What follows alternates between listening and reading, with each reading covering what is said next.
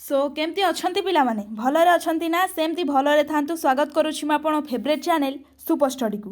तो ओडिया ऑनर्स पिला आउ जे माइनर भी रखिछ जे माइनर आउ मेजर दी जण पिला एठिकी आस आमे मिसिकी क्लास करिबा। तो आज देखिबा ओडिया ऑनर्स पिलांकर कोर पेपर 1 रो यूनिट 2 कोन देखिबा ना यूनिट 2 रो टॉप 15 वन मार्क क्वेश्चन जोटा कि इम्पोर्टाट मोस्टली इम्पोर्टाट कारण मु टोटाली विषय को ही कभर करके आपण आछि। आपण जो आम एग्जाम रे आम जानछती ना 15टा सर्ट क्वेश्चन आसीबो जदि मु यूनिट 1 भी आपन को पठे अपलोड कर देछि। टोटाली मु विषयटा को छानबीन करी आपण 15टा कि 20टा क्वेश्चन आनथिली यूनिट 1 रे।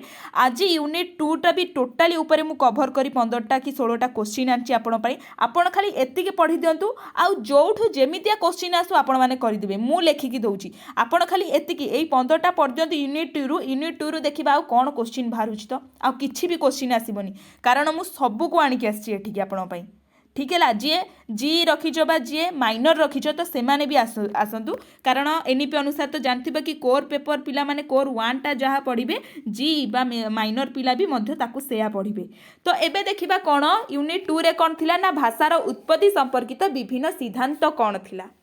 एबे देखिबा कोन first question number 1 question start करिबा पिला माने नंबर 1 क्वेश्चन कोन देइची भाषाविद माने केतोटी भाषार अस्तित्व को कल्पना करिसंती। आपण खाली केयरफुली सुनंतु आउ किछि आपणकर काम नाही शांति मनरे सुनंतु मु धीरे धीरे रिपीट करिकि भी पढुची आपण माने केयरफुली सुनंतु। यूनिट 2 रो क्वेश्चन नंबर 1 कोन देला कि भाषाविद माने केतोटी भाषार अस्तित्व को कल्पना करिसंती 3000 रु ऊर्ध्व। आंसर केते हैला 3000 रु ऊर्ध्व। केउ भाषा परिवार पृथ्वीर सर्वबृहत भाषा परिवार इंडो यूरोपीय भाषा परिवार। आउ थे कहूँ क्यों परिवार पृथ्वीर सर्वबृहत भाषा परिवार ना इंडो यूरोपीय भाषा परिवार।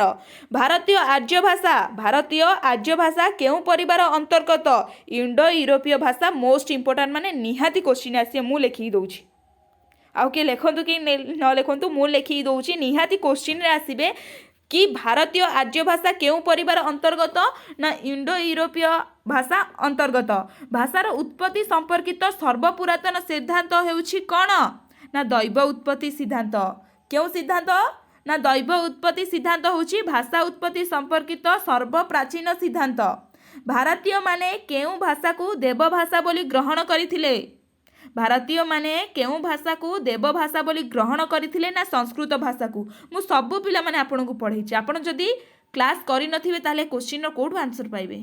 जदी भी क्लास करि नथि एबे तो स्टार्टिंग होछि ना प्लेलिस्ट रे अवेलेबल अछि आपन सिंपली मो प्लेलिस्ट को विजिट करि परिबे। ओडिया ऑनर्स पिला लेखा हेथिबो सेठी क्लिक करिवे कोर 1 कोर 2 रो सिलेबस सेठी पाइ जिवे।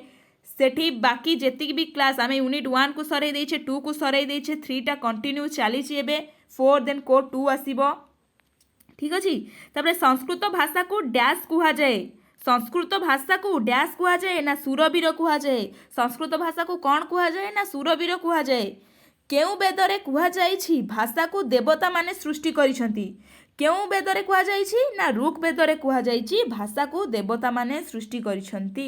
8 नंबर क्वेश्चन कौन देला ना केउ भाषा को ईश्वरक भाषा भावे बौद्ध माने ग्रहण करिसंती। बौद्ध माने केउ भाषा को ईश्वरक भाषा बोली ग्रहण करिसंती ना पाली भाषा को। इंपोर्टेंट पिला माने आसीथिला क्वेश्चन पाली भाषा को बौद्ध माने ईश्वरक भाषा भावे ग्रहण करिसंती। बेकस बेकस रो अर्थ कौन पिला माने ए जो बेकस रो अर्थ कौन ना रुटी। बेकसटा कोडी प्रचलित होइथिला ना से जो पालिनेशियन राजा दीटा पुओ को रखिथिले से स्टोरीटा मने पड़ुची। एग्जांपल जदि क्लास करि नांती एबे भी करंतु पिला माने टाइम अछि नहले हारि जिवे। बेकस रो अर्थ कौन हैला ना रुटी। 10 नंबर क्वेश्चन कौन देला ना डिंगडंग रो अर्थ कौन ए जो डिंगडंग रहिला तार अर्थ कौन ना घंटार अनुकरण।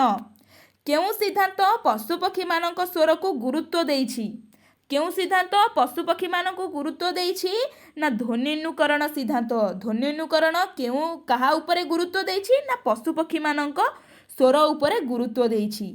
ओडिया रे भो भो को इंग्रजी रे कोन कुहा जाय। आमे ओडिसा रे जो कुकुर को भो भो कहउछि ताहाकू इंग्रजी रे कोन कुहा जाय ना बाव बाव। तापरे कौन देला इंगित सिद्धांत पिला माने ए जो इंगित सिद्धांत रहिला तार जनक किए से इंगित सिद्धांतर जनक किए से ना पालिनेसियर भाषा विद्वान डॉक्टर राय। यही इंगित जो सिद्धांत रहिला सेटा पालिनेसियन भाषा डॉक्टर राय कहिथिले। तापरे 15 नंबर क्वेश्चन कौन आसिला ना ह्यूमन स्पीच ग्रंथटी कहार पिला माने ए जो ह्यूमन स्पीच ग्रंथटा रहिला सेटा कहार ना रिचार्ड कर। आउ भाषार सृष्टि कौन पाई होई थाए मोस्ट इंपोर्टेंट भाषार सृष्टि भाषाटा जो आमर सृष्टि होई ते कौन पाई होई थाए ना मनुष्यर आवश्यकता पूरण करबा पाई भाषार सृष्टि होई थाए।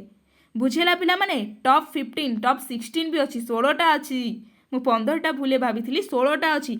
यूनिट 2 रु आपण माने एई 16टा को ही पढ़ंतु एई 16टा को पढ़ंतु शॉर्ट क्वेश्चन आउ किछि दरकार नाही पिला माने जोठू जेमिति प्रश्न आसीबा आपण करि देबे। आपण थरे एग्जाम फुल देई तो देखंतु एग्जाम थरे देई तो देखंतु इंटरनल आसुची सेमिस्टर आसुची गोटे देला परे ही आपण मो ऊपर ट्रस्ट करि परिबे। तो आगुरु टिके पढ़ी दबा ही बेटर हवा आ न पढ़िले केमति जानिबे। तो पिला माने आर जो ए क्वेश्चन विथ आंसर मु टेलीग्राम रे अपलोड कर देबी आपण टेलीग्राम चैनल हुई नहीं जिवे। टेलीग्राम चैनल रो लिंक मु मो बायो दे देछि आपण सेउठु ही देखि नेबे। आशा करूछि वीडियोटी आपण पई बहुत हेल्पफुल होउछि। जदि भी आपण किछि भी बुझी पारु नाहंती ताहले मते कमेंट रे पछारी परिबे। आइदर मु इंस्टाग्राम रे भी अवेलेबल अछि इंस्टाग्राम लिंक मो बायो अछि सेठी भी आपण पचारि पारिबे। आशा करूछि वीडियोटी आपण पई बहुत हेल्पफुल हेतिबो। जदि भी हेल्पफुल हेछि ताहले लाइक कमेंट करबा को जमारो भी लियोनी। रहिले नमस्कार जय जगन्नाथ।